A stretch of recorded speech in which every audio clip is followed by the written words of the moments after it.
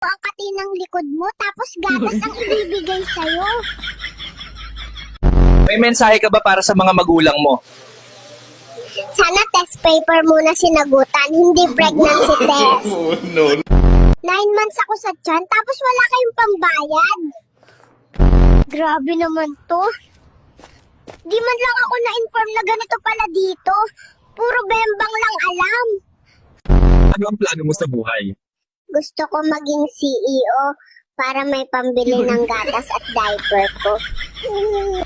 Kumusta ang buhay, baby?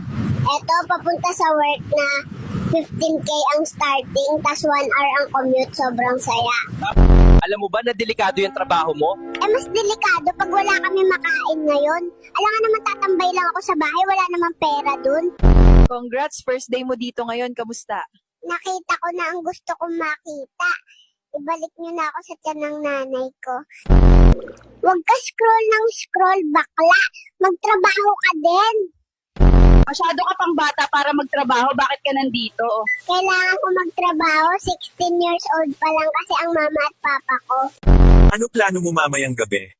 Iiyak po ako ng sobrang lakas mamayang 2 o'clock ng madaling araw para masaya.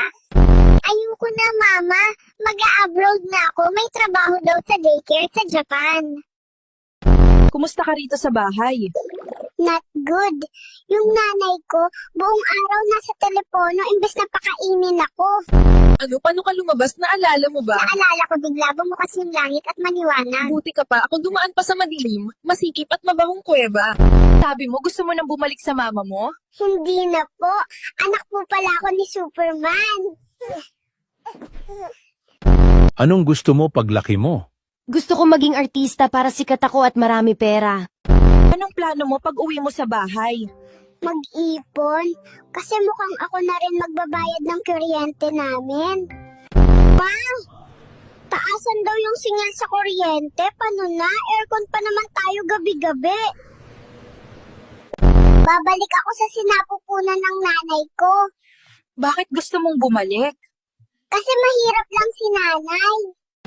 Yo, kakababa ko lang, ehehe.